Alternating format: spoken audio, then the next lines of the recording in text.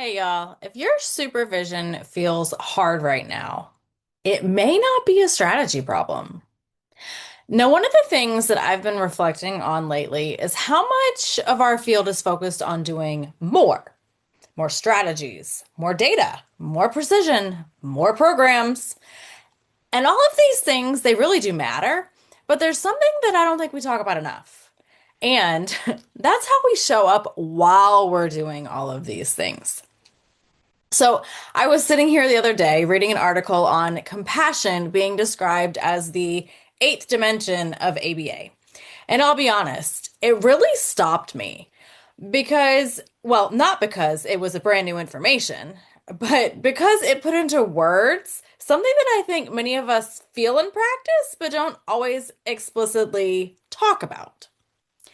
Because when you really think about it, compassion is what makes everything else work in the line of work we do.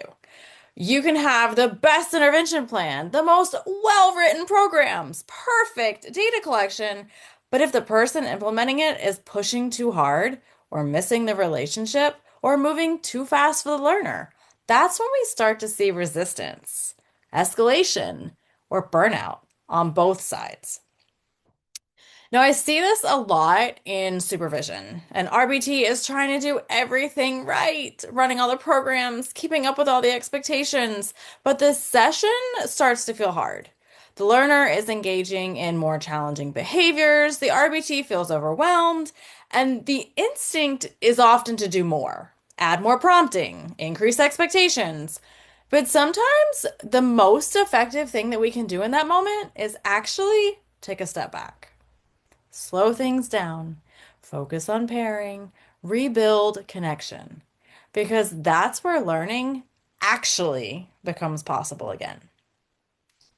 And this is something that I've been thinking more about really deeply lately, not just in supervision, but in how we approach behavior change overall.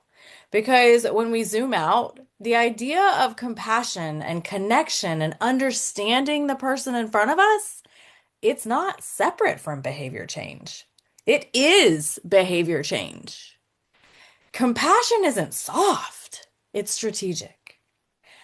And I think that the more that we start to look at it that way, the more effective supervision becomes, the more sustainable our work feels, and honestly, the more meaningful it becomes also.